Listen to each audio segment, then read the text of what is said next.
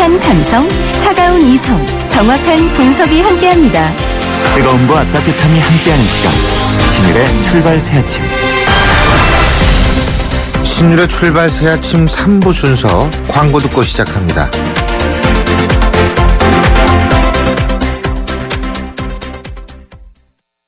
차오가 같네 차오가 같아 2588 2588 대리운전 2588 2588 좋아요.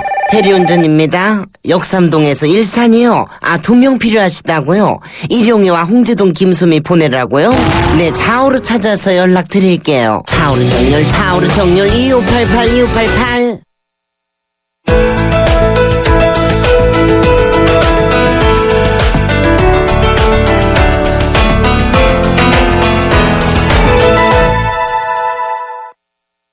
이완구 원내대표가 차기 총리로 지명되면서 다음 달 2일에 치러질 새누리당 원내대표 경선에 대한 관심이 뜨거워지고 있습니다. 경우에 따라서는 19대 국회 회기 종료 시까지 임기가 연장이 돼서 내년 총선 공천에 영향력을 행사할 수 있는 만큼 누가 원내대표직에 오르느냐, 여기에 따라서 당내 권력정이 적지 않은 변화를 몰고 올 그런 전망이기 때문인데요. 원내대표 출마를 고심하는 분 가운데 한 분이시죠. 친박계 핵심이라고 얘기할 수 있는 홍문정 의원 연결해서 이번 경선 출마 관련 입장 들어보겠습니다. 홍 의원님 안녕하십니까? 예, 안녕하세요. 홍문정입니다. 예. 지금 어떻게 결심을 좀 굳히셨어요? 원내대표 나가시는 거? 예, 저희가 이제 수도권 의원들끼리 만나서 어제 만났죠? 네, 만나서 이런저런 얘기를 좀 나눴습니다. 예. 그런데 갑자기 이제 원내대표 선거가 앞당겨지다 보니까 이게 이제 저희로서는 너무 준비할 시간이 없었고 또 단일화를 저희가 오래전부터 얘기를 하고 있었거든요. 예. 네. 시간이 너무 촉박한 나머지 저희가 다음에 만나자 그러고 헤어졌는데 이제 다음이라는 게 시간이 별로 없지 않습니까? 그렇죠. 예, 그래서 저희가 고민하고 있고 저는 저희 당내에 무슨 친박이다 친이다 이런 거 없어지긴 했습니다만은 하여간 대통령과 또 우리 여의도와 앞으로 우리 새누리당과 어떤 것이 제일 좋은가, 물론 저희 앞으로의 정치적인 진로 이런 거를 생각해서 어떻게 하는 것이 가장 좋은 선택이 될까 이런 것들을 고민하지 않을 수가 없네요. 지금 고민이 많이 되고 있습니다. 예, 그렇죠. 근데 어제 만나셔가지고 시간이 일단 촉박한데 다음에 만나기로 한 거면은 수도권 의원들끼리, 그러니까 원내대표에 출마 생각이 있는 수도권 의원들끼리의 일단 단일화라고 얘기를 해야 될지 모르겠습니다만 그거는 좀 멀어졌네요.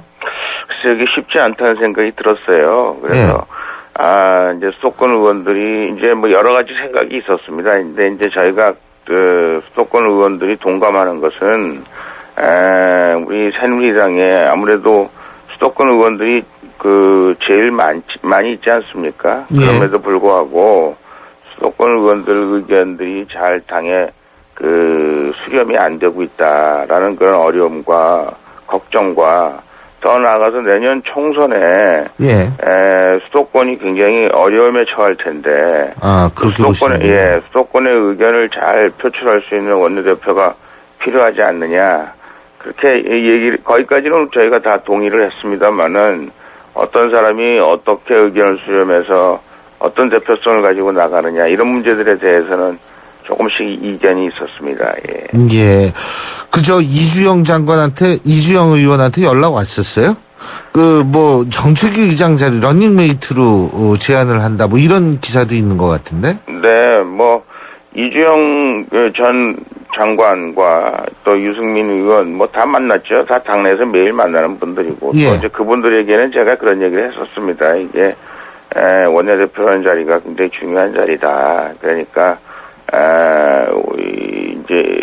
우리 당이 아무래도 좀 영남으로 편정돼 있는 거 아니냐. 그러니까 이번에는 수도권 원내대표가 필요하지 않겠느냐. 이제 그런 얘기를 했고요. 우리 국민들은 잘 아시는지 모르겠습니다만은 이번에 이제 원내대표와 정책의장을 같이 선거를 합니다. 예. 동일 티켓으로 하는데 이제 그분들 생각은 그런 것 같습니다. 이제 원내대표나 정책위 의장이나 그 역할이 거의 비슷하다. 예. 이제 실질적으로 그 당의 정책을 정하고 또 수도권의 의견을 그 당에 전달하고 또 그것을 정부가 저희가 여당이니만큼 정부가 그 당의 그 의견을 잘 받들어서 일할 수 있도록 이렇게 코워크를 하는 데 있어서는 정책의장이 원내대표 역할 못지않다. 그러니까 정책의장을 하는 게 어떠냐 뭐 이런 얘기들을 했었는데 과연 이제 그런 것들이 수도권의 그 의원님들의 그 갈급한 여러 가지 요구들을 잘 수렴할 수 있는 그리고 또 그 수도권의 의원들이 자기 의견을 가지고 당내에서 잘 의견이 그 소통되고 있다고 생각할 수 있는지 뭐 이런 문제들에 대해서 고민을 안 할 수가 없었고요. 그럼에도 불구하고 하여간 그 수도권에 있는 의원님들이 뭐 여러 가지 고민들을 많이 하고 있었고 저 역시도 고민을 안 할 수 없는 이게 꼭 뭐 저의 정치적인 앞으로의 뭐 욕망이랄까 야망이랄까 또 뭐 이것만 생각할 수 없고 현실적으로 여러 가지 여건들을 고려해야 된다라는 생각을 안 할 수가 없어서 저희가 이제 같이 고민을 했습니다. 예. 홍 의원님 생각에는 이주영 의원 측하고 유승민 의원 측하고 동시에 제안이 왔을 때 어느 쪽으로 가시고 싶으세요? 뭐 동시에 뭐 제안을 했다 이렇게 말씀은 아니고요. 두 분 다 훌륭하신 분입니다. 우리 이주영 의원님 뭐 세월호 그 장관으로서 참 잘 마무리를 하셨고 또 이제 당내에서는 그동안 이제 뭐 여러 의원님들의 카운트하는 방법에 따라서 몇 번 떨어졌다가 좀 다르긴 합니다만 여러 번 그 고배를 맞았기 때문에 이렇게 열심히 준비를 하셨고 하여간 당내 의원님들 의견을 들으려고 노력을 하셨던 분이기 때문에 이번에는 이주영 장관을 해줘야 되는 거 아니냐 이런 분들도 있었고요. 또 그 두 분 다 대통령을 좋아하고 우리 새누리당을 사랑하지만 우리 이주영 의원 방법보다는 우리 유승민 의원의 방법이 나은 거 아니냐 이렇게 말씀하시는 분들도 계셔서요.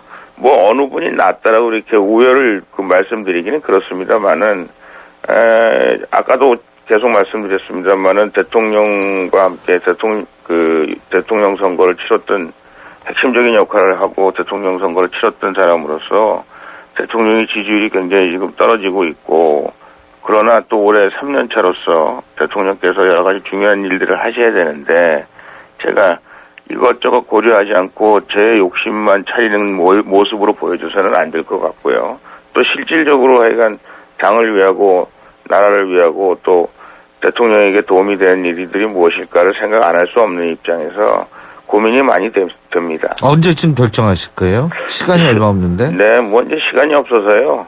이제 빨리 결정해야 되지 않을까 그런 생각을 하는데요. 이게 시간이 그냥 하루하루 가는데 피를 말리고 있습니다. 요거는 원내대표 얘기는 아닌데 아까 박근혜 대통령을 잘 보좌해야 된다 이런 말씀 하셔가지고 여쭤보는 건데 정종섭 장관 말이에요. 네.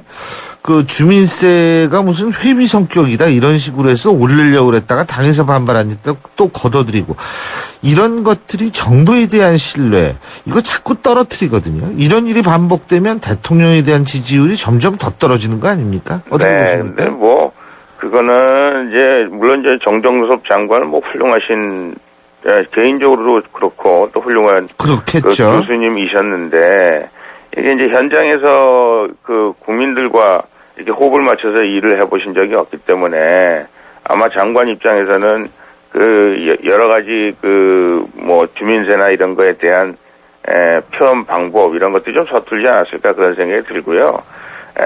대통령께서도 마찬가지 아니시겠습니까? 이제 국민들께서 가장 원하는 것이 무엇이고 또 나라 재정에 여러 가지로 어려움이 없으면서 국민들을 원하는 방법이 무엇일까 이렇게 생각하셨던 거고요. 만약에 잘못된 거라면 뭐 대통령에 대한 신뢰에 국민들이 조금 상처가 간다, 국민들한테 상처를 받는다고 할지라도 그것이 옳은 길이고 또 국민들에게 맞는 방법이라면 그렇게 하시는 것이 옳다 이런 생각을 하는데 제가 보기에는 뭐 이 정도는 애교로 받아주셔도 충분히. 예. 우리 홍 의원님은 의정부시 어디 회원이신지 모르겠네요. 예, 주민세가 회비적 성격이라고 그러지 않았습니까? 예, 아유, 이 회비라 그러니까 갑자기 오손도손해지고 아주 기분도 좋아진 측면이 있어요. 근데요, 지금 이제 아까 선거 얘기로 다시 돌아가서 김무성 대표 있지 않습니까? 네네. 절대 중립이다. 이건 당대표의 입장으로 봤을 때는 그럴 것 같은데, 친박, 비박이 없다. 이런 원론적인 얘기를 떠나서, 아무래도 아까 홍 의원님께서 표현하신 박근혜 대통령 대선 만드는 핵심, 이런 쪽 있지 않습니까? 이런 쪽이 역시 원내대표와 같은 어떤 좀 중요한 자리를 계속 잡고 있어야 되는 거 아닌가요? 글쎄요. 근데 그건 이제, 저희가 그걸 잡아서 핵심이 잡아서 좋다 이제 이런 말씀을 드리기보다는 제 식으로 표현하면 지금 우리 김무성 대표께서도 그 대통령의 성공을 위해서 최선을 다하겠다 항상 이렇게 말씀하셨고 실제로도 지금 현재 그러고 계십니다만은 그 당의 그 대통령과 호흡을 같이 했던 그 대통령 선거 때 했던 그야말로 따라 핵심 의원들 또 핵심 당원들 생각에는 또 김무성 의원님이 대통령을 위하고 또 당을 위하는 방법과 다른 방법으로 대통령을 위하고 당을 위하고 또 나라를 위하는 그런 의원님들이 그런 부류에 속한 의원들이 원내대표에 돼야 되는 거 아닌가. 똑같긴 합니다만은 좀 방법이 다르고 생각이 다르지 않습니까? 결국은 다 똑같은 방향으로 가긴 합니다만은 좀 다른 방법으로 새누리당과 대통령과 또 나라를 위해서 대통령 호흡을 맞출 수 있는 그런 원내대표가 필요하지 않을까. 지금 현재 당으로 봐서는 한쪽 방법이 지나치게 우세하다 보니까 다른 쪽 방법으로 나라를 사랑하고 대통령을 사랑하는 사람들 입장에 있어서는 조금 균형을 맞춰야 되지 않나 이런 생각을 하고 계시는 것 같습니다. 예, 그런 균형이 필요하다고 보세요? 저는 어느 정도는 필요하다고 생각합니다. 예. 자, 시간이 거진 다 됐는데 이완구 총리 이제 지명자 아니겠습니까? 그렇죠? 네네. 근데 이제 이완구 총리 지명자도 지금 새누리당 출신이고 황우여 사회부총리도 새누리당 출신이고 그리고 최경환 경제부총리도 새누리당 출신이고요. 이 새누리당 출신들이 너무 많이 내각에 있어서의 중요 포스트를 차지하는 것 아닌가 이런 얘기들 많이 나오는데 여기에 대해서 어떻게 보십니까? 글쎄 저희 대통령제가요. 내각제를 가미한 대통령제라고 볼 수 있어요. 그래서 그 의원들 중에 훌륭하신 분들이 내각에 들어가서 그 장관이나 또 총리나 부총리나 이런 역할을 하는 거는 저는 당연한 일이라고 생각하고요.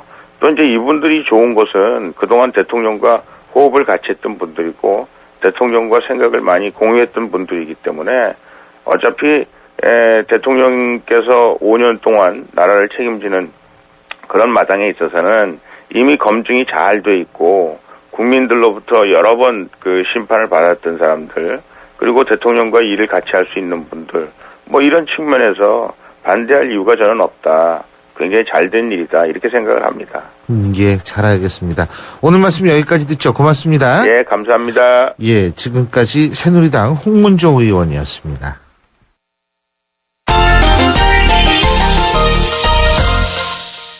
스포츠 소식 알아보겠습니다. 경향신문 김세훈 기자 연결합니다. 김세훈 기자. 네, 안녕하세요. 안녕하세요. 네네. 우리나라 축구 대표팀이 이라크를 꺾고 아시안컵 결승에 올랐는데 이게 근 30년 만의 일이라며요?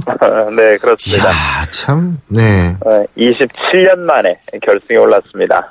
네, 어제 4강전에서 우리가 이라크를 2대0으로 꺾었고요. 네. 결과도 그렇고 내용도 그렇고 물론 이라크가 좀 약하긴 했지만 어쨌든 우리가 내용과 결과를 모두 다 잡은 경기였습니다. 예. 전반 20분 이정엽 선수의 선취 결승골이 나왔고요. 예. 또 후반 5분 김영권의 추가골이 나오면서 2대0으로 승리를 했고요. 우리가 아시안컵에서 우승한 게 1960년 2회 대회가 마지막이었습니다. 네. 이번에 우승하게 되면 55년 만에 아시아 정상을 탈환하게 되는데요. 우리의 상대는 오늘 호주하고 아랍에미리트 연합이 준결선을 치르게 되는데 네. 그 경기의 승자하고 토요일 오후 6시에 맞붙게 되고요. 아시안컵에서 우승을 하게 되면 러시아 월드컵 2018년에 있는데 그 바로 이전 해인 2017년에 열리는 컨페더레이션스 컵에서 나가면서 우리가 러시아를 미리 경험할 수 있는 자격을 얻게 됩니다. 그렇군요. 근데요, 호주하고 아랍에미리트 둘 중에 우리한테 어떤 나라가 더 유리해요? 이거는 일단 객관적으로 보면요. 우리가 호주를 상대로는 7승 10무 8패로 상대 전적에 밀려 있습니다. 우리가 이번 조별리그 3차전에서 호주를 1대0으로 꺾었는데요. 우리가 볼 점유율에서 3대7 정도로 사실 많이 밀렸고, 네. 호주가 주전들을 좀 많이 뺀 상태로 경기를 했습니다. 그리고 호주가 홈이기도 하고요. 호주가 조별리그 마지막 경기에서 우리한테 졌으니까 서력을 하겠다는 의지도 상당히 높겠죠. 그러니까 호주가 올라오는 것보다는 우리 입장에서는 아랍에미리트 연합이 올라오는 게 상대적으로 좀 수월하다고 볼 수가 있고요. 예. 아랍에미리트 연합하고 우리하고 상대 전적이 우리가 11승 5무 2패로 압도적으로 앞서 있습니다. 그러니까 우리가 고를 수는 없지만 예. 우리 입장에서는 아랍에미리트 연합이 올라오고 우리가 방심하지 않고 경기를 하는 게 조금 더 수월하겠죠. 아무래도 우리 선수들이 근데 플레이가 시간이 흐를수록 점점 안정이 돼가고 있다고 하니까 네네. 호주가 올라와도 잘할 수 있겠죠. 예. 그렇습니다. 제가 이번에 아시안컵 시작할 때 초반에도 말씀드렸는데요. 우리 선수들이 국내에서 뛰는 선수나 일본에서 중국에서 뛰는 선수를 쉬지 못하고 바로 지금 훈련해 왔기 때문에 몸이 좀 떨어져 있고, 예. 유럽파 선수들 주전들이 빠지고, 후보 중심 선수들이 뛰다 보니까 제 기량이 아닐 거다. 근데 시간이 좀 지나가면 손발이 맞을 거다라고 말씀을 드렸었는데요. 우리가 처음에 오만, 쿠웨이트전은 좀 경기 내용이 별로 좋지 않았지만, 예. 어제 이라크를 좀 손쉽게 좀 상대적으로 이긴 건 사실이고요. 우리가 이런 경기를 초반부터 방심하지 말고 딱 조여서 이기고 약간 쉬어가는 느낌의 경기를 하는 게 좋았는데 예. 어제가 우리 선수들이 전체적으로 자신감도 없고 플레이도 잘 되고 했으니까요. 좀 힐링되는 그런 경기였죠. 예. 이거 결승전 언제 합니까? 토요일 오후 6시에. 토요일 날 하는군요. 정말 다행입니다. 네. 이 축구를 저녁 때 하면 다른 프로그램의 시청률이 쫙 그냥 바닥을 치거든요. 네. 토요일 날 하는군요. 어쨌든 잘 했으면 좋겠고. 박태원 선수 말이에요. 네. 도핑 검사에서 양성 반응이 나와서 충격을 주고 있는데 지금까지는 병원 측이 실수로 지금 알려지고 있죠? 이게 일단은 좀 의혹들이 좀 많이 있긴 있습니다. 예. 어제까지 나온 거는 박태환 선수의 소속사가 밝힌 내용인데요. 예. 아시안게임 2개월 전에 어느 병원에 갔다. 병원에 치료를 받다가 주사를 한 대 맞았다. 예. 네, 우리는 박태환 측은 이게 금지 약물하고 관련이 없냐, 전혀 없다는 말만 예. 듣고 맞았다. 네, 그게 문제가 됐다. 이런 얘기를 했는데, 조금 의구심들은 조금 남아있는 게 구석구석 있습니다. 왜냐하면, 일단 아시안게임 2개월 전에 주사를 맞았는데, 아시안게임 도핑 테스트에서 나오지가 않았거든요. 예. 그럼 과연 이제 그 금지 약물이 그 주사 때문에 나온 게 맞냐, 그러든지 있을 수 있을 거고, 아시안게임에서 문제가 안 되고 도핑 테스트를 제대로 다 받아서 문제가 안 됐다고 하면, 그게 왜 이번에 도핑 테스트에서 나왔겠냐. 그러면 그 사이에 뭔가 다른 일이 있었던 거 아니냐. 이런 얘기도 좀 나올 수 있고요. 예. 그러니까 지금 어제까지 나온 건 박태원 선수의 소속사 얘기입니다. 예. 근데 이제 병원 측 얘기도 들어봐야 되겠고, 또 검사를 진행한 측 얘기도 오늘 좀 들어봐야 되겠죠. 그래서 박태원 선수가 지금 이게 도핑 테스트 양성 반응이 나온 거에 상당히 좀 민감하게 반응하고 있고 한데, 좀 깊이 좀 말씀드리면 이런 게 있습니다. 그러니까 우리 선수들이 도핑 테스트, 금지 약물 먹으면 안 된다, 주사도 맞아도 안 된다, 약도 먹으면 안 된다는 거 아는데, 문제는 그 약물이 포함됐는지 안 포함됐는지 여부조차도 선수들이 잘 알 수가 없어요. 박태환 선수가 이번 그 사건으로 얻은 교훈이라고 하면, 프로 선수라고 하면, 또 국가대표 선수라고 하면, 주사를 맞거나 약을 맞거나 하는 거는 선수단이라든지 국가대표 코칭 스태프의 지시를 받고 해야 됩니다. 예, 잘 이번이 알겠습니다. 그렇게 안 됐다고 하면 좀 교훈을 삼아야 되겠죠. 예, 고맙습니다. 오늘 말씀 잘 들었습니다. 네, 고맙습니다. 경향신문 김세웅 기자였습니다. 출발 새 아침은 청취자들의 참여를 기다립니다. 짧은 문자 50원, 긴 문자 100원의 문자 서비스 혹은 트위터 YTN 알스타트로 함께해주세요. 참여하신 분들 중 몇 분을 선정해 준비한 선물을 보내드립니다.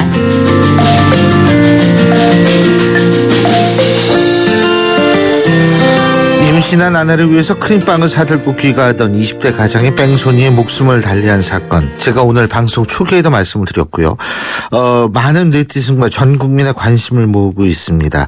사범대학교를 수석으로 졸업한 뒤에 화물차를 몰면서 아내 임용고시로 뒷바라지를 했고 또 이 아내분은 지금 아이를 가진 상태라서 더욱더 사람들의 심금을 울리고 있는데요. 자, 여기에 많은 제보들이 들어오고 있습니다. 지금 방금 저희 YTN 신율의 출발 새 아침에 문자를 보내주신 한 분이 계십니다. BMW고요. 6333님인데요. BMW고 제가 앞서도 말씀드렸지만 500 시리즈라는 것은 이미 알려졌는데 히읗이 들어간다 이렇게 하는데 이분은 31조의 17XX 그 이후의 번호는 저희가 잘 모르죠. 흰색은 확실합니다. 그래서 지금 이런 제보를 주셨는데 혹시 경찰 당국에서 이 방송을 듣고 계시면 BMW 31조의 17XX 흰색 BMW 이거 역시도 조회를 해보셔야 되는 것 아닌가라는 생각이 듭니다. 자, 직접 한번 경찰 측의 입장 들어보죠. 담당 계장이신데요. 청주 홍덕경찰서 교통조사계장 한경구 경감 연결합니다. 한경감님 안녕하십니까? 예, 안녕하십니까? 예, 일단 사건 정확 간단하게 말씀해 주시죠. 이 사고는 1월 10일 새벽 1시 30분경에 청주시 흥덕구 무심서로에 있는 노스텍 압로산에서 그 피해자가 도로를 횡단하다가 달려오는 차량에 의해서 그 뺑소니를 당한 사고입니다. 예. 근데 지금 저희 신율의 출발 새 아침으로 제보가 지금 방금 들어온 건데요. 네. BMW 31조의 17빵빵 흰색 네. BMW다. 이 정도까지는 경찰이 확보하고 있습니까?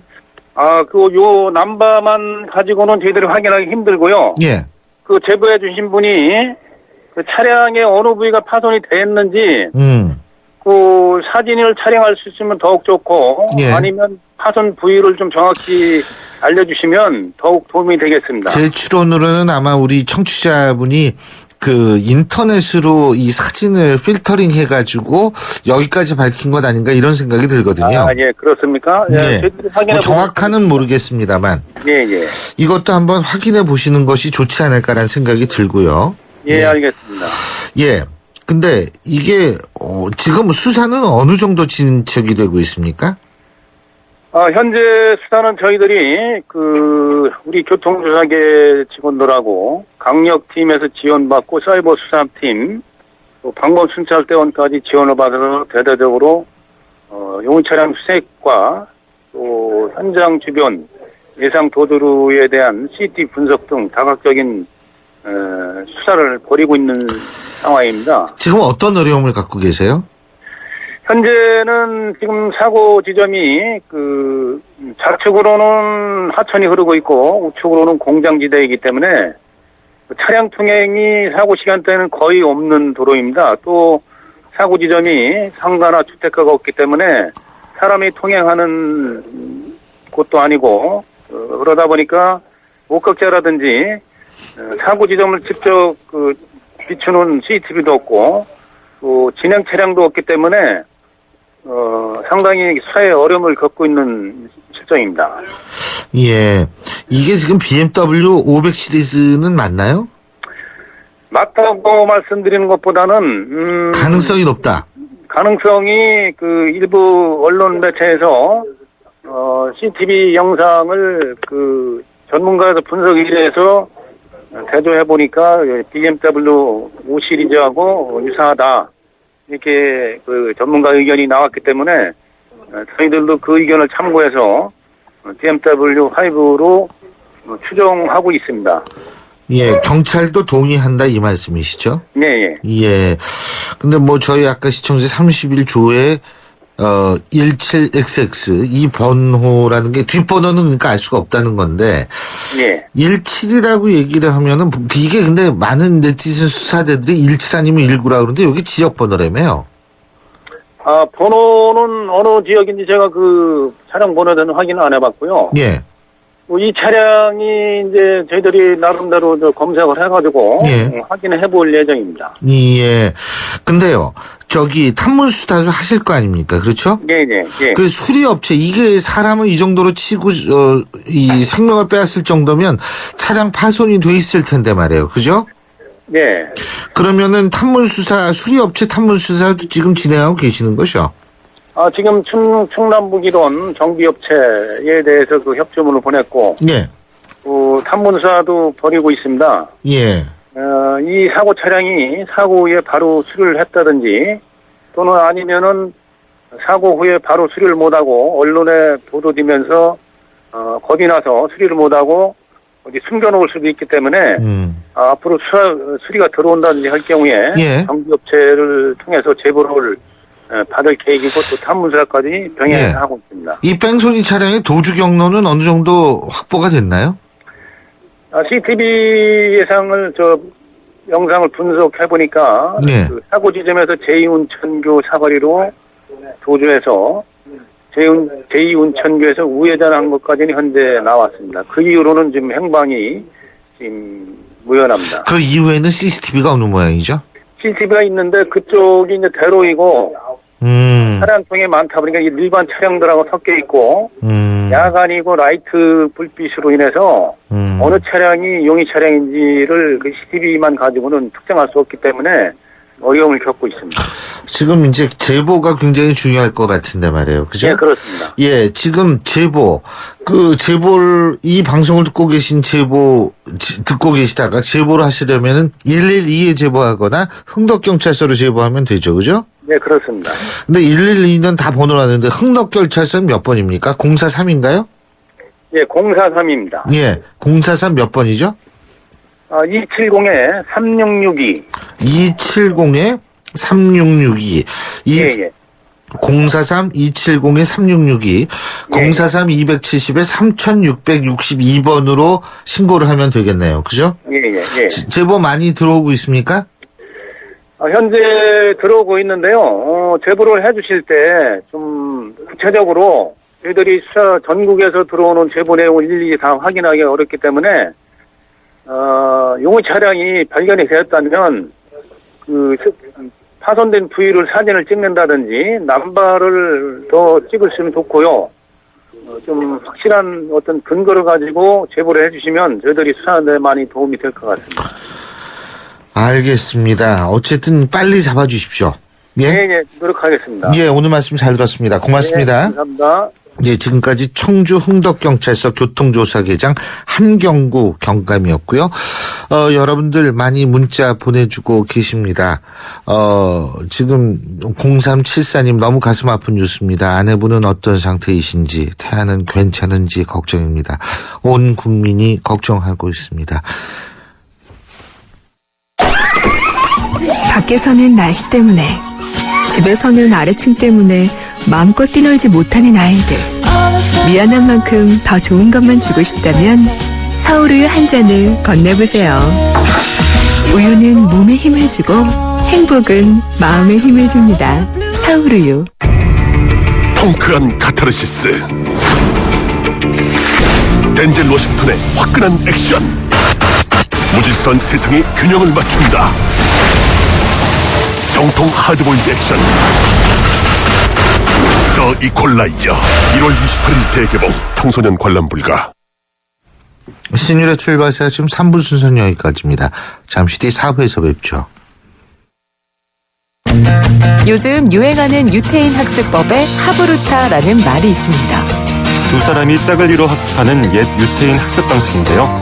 서로 짝을 지어 대화하고 토론하는 방식으로 어려운 것들을 하나하나 해결해 나가는 거죠. 그렇습니다.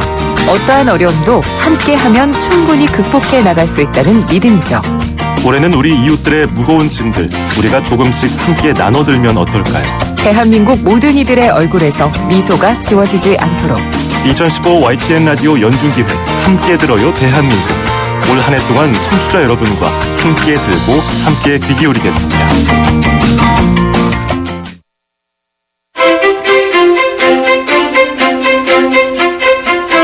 여러분은 지금 신율 교수가 진행하는 출발 새 아침을 듣고 계십니다.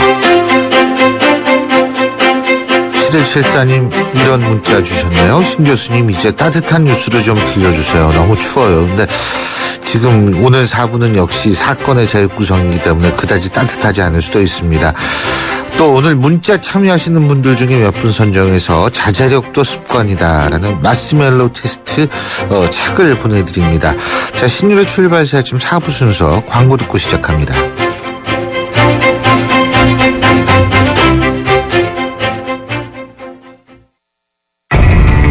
통크한 카타르시스, 덴젤 워싱턴의 화끈한 액션, 무질서한 세상의 균형을 맞춘다. 정통 하드보일드 액션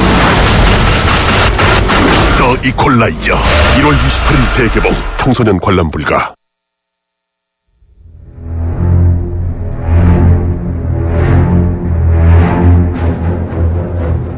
백형사의 사건의 재구성.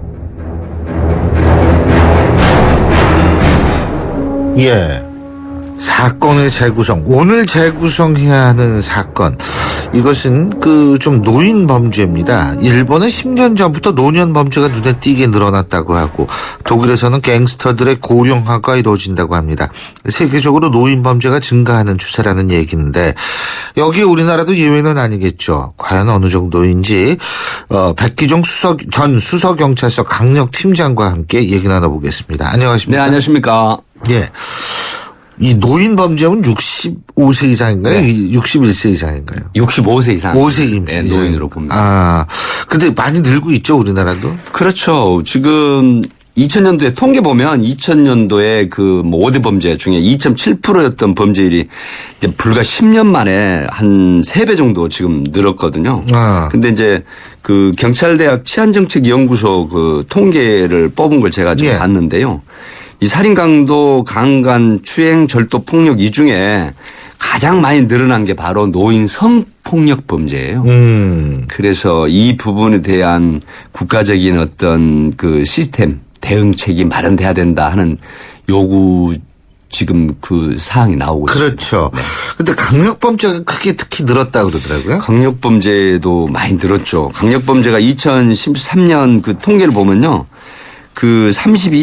약 33% 증가한 1697건으로 나오는데 이게 상당히 지금 우려할 상황이죠. 왜 그러냐면 명예퇴직이라든가 구조조정으로 한 명예퇴직 또 경제적인 빈곤감 또 하나 요인이 또 하나 있어요. 뭐냐면은 항원 이혼으로 인한 그런 가족과의 결별 이런 게 결국은 부인과 결혼하면 이상하게 우리나라는 가족 자식들하고도 결별되는 수순을 대부분 받는다는 그러니까 아버지가 가족 내에서 자식들과 이렇게 끈끈한 끈을 못 만들었다. 그렇죠. 이렇게 볼 수 있는 거죠. 제가 통계 3대 요인 중에 통계를 보고 저도 가슴이 아팠는데 사실 아버지라고 하는 거는 평생을 밖에서 하기 때문에 자식들이 아버지가 밖에서 술을 먹고 들어오고 흥얼거리고 들어오시면 엄마는 주변에서 맨날 챙겨주고 또 고생하시는 모습을 보지만 아버지는 밖에 나가서 고생하는 모습을 못 느낀단 말이죠. 네. 그래서 자식들이 결국은 항원 이혼을 할 때 대부분 어머니 편을 든다는 이런 분석이 제가 좀 가슴이 아팠습니다. 사실 오늘 아침에. 맞습니다. 이게 진짜 이 남성분들이 그래서 이제 이 범죄가 좀 늘어난다. 그렇죠. 외로움과 그런 요인이 작용을 한다는 인생의 것이죠. 허무함 이런 것들이 복합적으로 작용을 한다 이런 말씀이신데. 네. 그죠?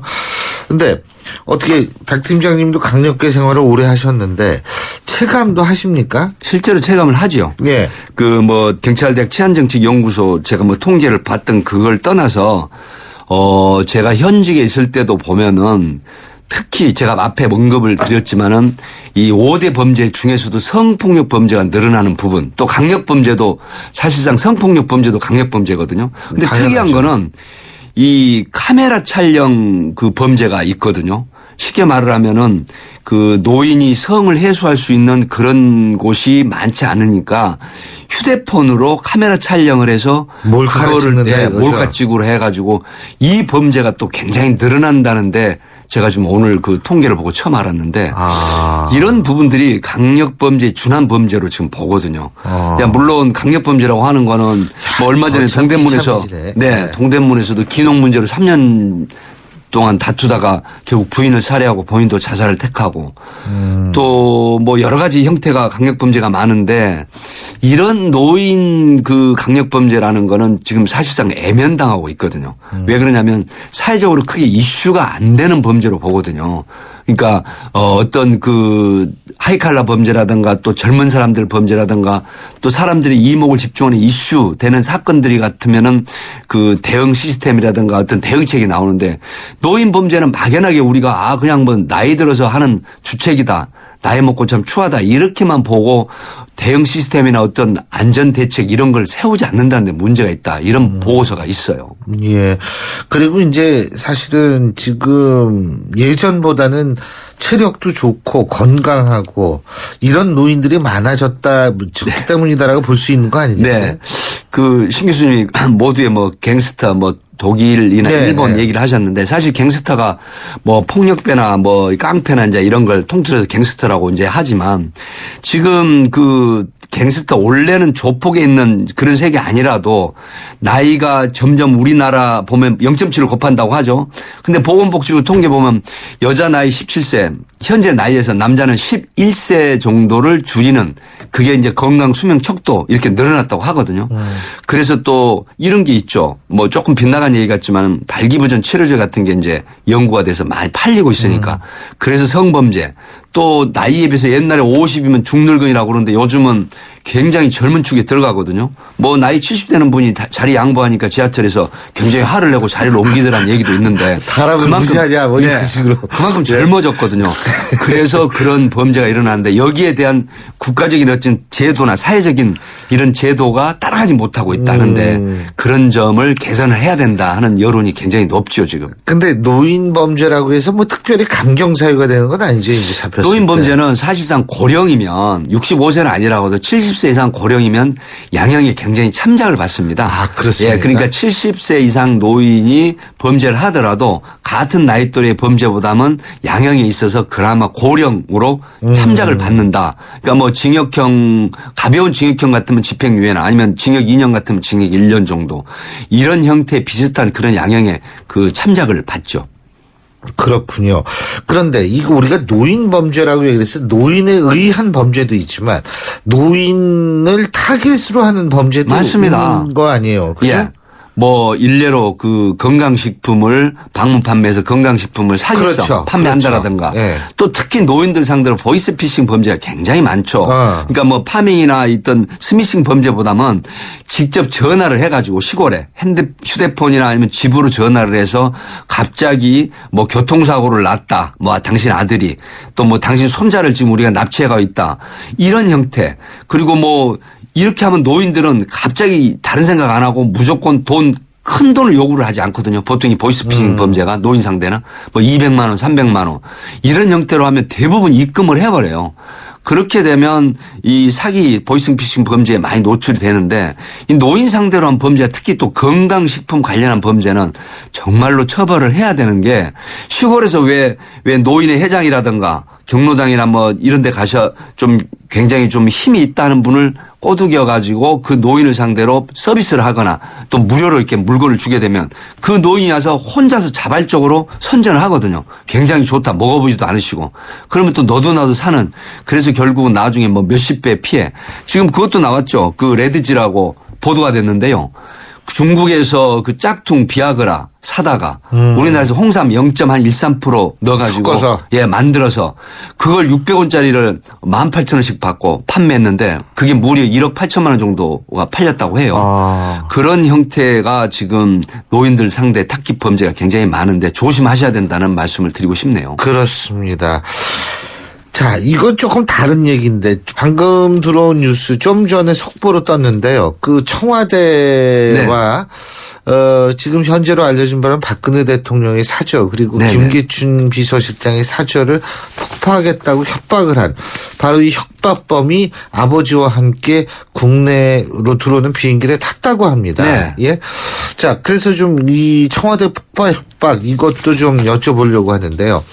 이 친구가 저희 그 YTN 그 공식 페이스북에 경찰청장한테 경찰청 네네. 폭파한 다음에 제가 들었습니다. 뭐 뒤처리를 잘해달라는 그런 얘기까지 전해달라고 얘기를 했다고 그러는데 일단은 수사 전문가로서 이 부분을 이런 친구를 어떻게 보세요? 제가 처음에 그 방송에서 다른 방송에서 정신질환일 가능성이 굉장히 높다고 진단을 했었거든요. 네. 근데 역시 보도된 대로 우울증이라든가 정신질환이 있더라고요. 그 진단서도 보도가 됐는데요.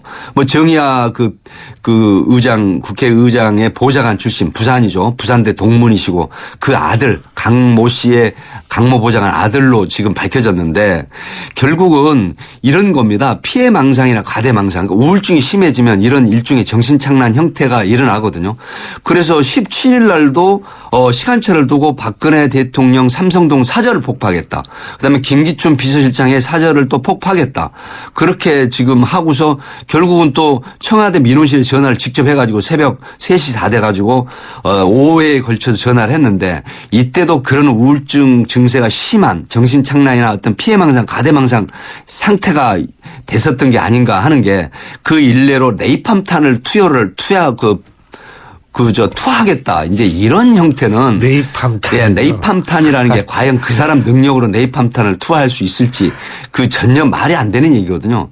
그래서 결국은 아버지가 설득을 해서 지금 비행기를 탔다고 하는데 이 사람은 협박죄는 구성되기가 그렇게 쉽진 않을 것 같아요. 왜요? 왜 그러냐면 협박죄라고 하는 건 그 사람이 협박을 함으로써 상대방이 어떤 해악을 고지를 당했을 때 공포심이나 어떤 굉장한 어떤 그 위축을 느끼거나 이렇게 돼야 되는데 사실상은 트위터나 아니면 전화로 그런 정도는 뭔가 장난 전화로 받기 때문에 협박죄라기보다는 그걸로 인해서 EOD 폭발물 처리반이나 군경 뭐 국정원 관련 기관이 총 출동을 해서 청와대라든가 사저라든가 이런 데 수사가 들어가고 조사를 했지 않습니까?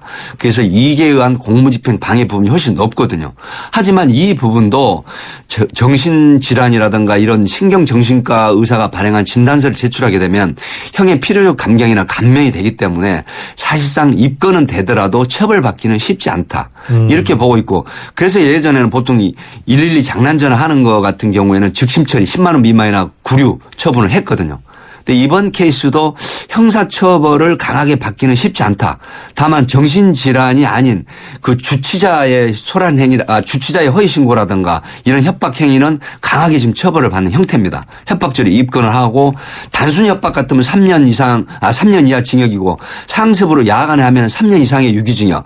그다음에 이제 어떤 다중의 이력이나 또 위험한 물건을 휴대하고 협박을 하는 형태 같으면 7년 이하 징역이 1,000만 원 이하 벌금이거든요. 그래서 굉장히 중하게 처벌하는 추세이기 때문에 이런 협박을 자제해야 되겠다. 이런 경고 말씀을 드리고 싶네요.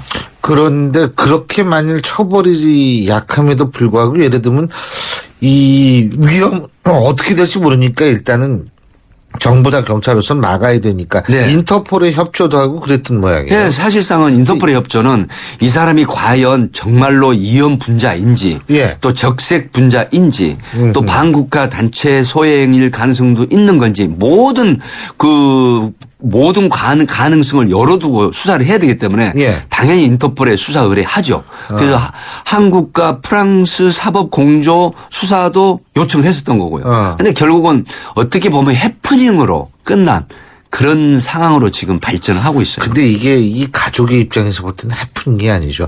아버지는 그만뒀잖아요. 네. 보좌관을. 아버지가 사실은 그 정의아 국회의장이 굉장히 신임하는 보좌관이라고 해요.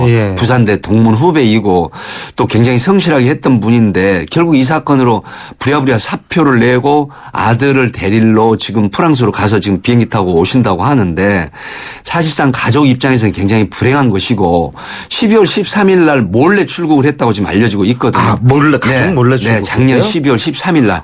그리고 나이도 20세가 넘은 청년인데 이런 부분이 가족들 입장에서는 불행이고 또 이게 대외적으로 지금 밝혀지고 안 좋은 일로 밝혀졌고 더군다나 우리나라 최고의 국정수반이 박근혜 대통령 사저 또 청와대를 폭파하겠다. 이렇게 됐기 때문에 가족이 느끼는 건 또 하나의 가족이 피해를 보고 있다. 그래서 사실 저는 좀 안 됐다 이런 마음이 듭니다. 아니 가족도 가족. 그 몰래 간 거군요. 그러니까 네, 몰래 12월 13일 날 외국 여행 가겠다고 몰래 출국을 해버렸다고 합니다. 그렇군요. 지금요 문자가 하나 들어왔습니다. 팀장님께 좀 여쭤보려고 하는데 9771님이 이런 이 질문을 해주셨네요. 지금 전국의 BMW 차량이 얼마나 많겠어요? 수사기관이 수사의지만 있다면 잡을 수 있어요. 이런 글을 올려주셨는데 아까 크림빵 아빠 뺑소니 사건인데요. 이 우리나라 지금 외국인 차, 그러니까 외제차가 등록된 게 100만 대고요. 청주 같으면은 지금 특히 광역 CCTV, 지자체에 설치한 CCTV라든가 방범 교통망 CCTV 전부 다 해야 되고요. 특히 BMW는 청주 지역에 연고가 있거나 리스나 그다음에 판매된 차량은 그렇게 많지 않거든요. 그 BMW 5 시리즈. 그래서 충분히 수사를 하면 체포, 검거할 수 있다. 특히 크림빵 아빠 사건 모든 게 다 불행을 주는 거지만 특히 크림빵 아빠 이 사망 뺑소니 사건은 더더욱이나 빨리 잡아야 되는 아주 국민의 공분을 일으키는 잡을 수 있겠죠? 예, 충분히 잡습니다. 충분히 잡죠. 예, 그 뺑소니 사건은 거의 90% 이상이 다 해결되고 있기 때문에요. 저도 이 사건을 지금 유심히 들여다보고 있는데 충분히 잡을 수 있기 때문에 반드시 잡힌다고 생각을 하시면 될 것 같습니다. 예. 오늘 말씀 잘 들었습니다. 고맙습니다. 네, 감사합니다. 지금까지 백기종 전 수서경찰서 강력팀장이었습니다. 쉐보레 고객님, 2015년 새해 복 많이 받으시고 2015년 한 해 자동차 보험료도 꼭 받아가세요. 지금 쉐보레를 구입하시면 최대 200만 원까지 1년치 보험료를 지원해드립니다. 일부 자동 제외, 전시장 및 홈페이지 참조 1월 31일까지. Chevrolet, find new roads. 신율의 출발 새 아침 저희가 준비한 순서는 여기까지입니다. 저는 내일 오전 7시 15분에 여러분 다시 찾아뵙죠. 고맙습니다.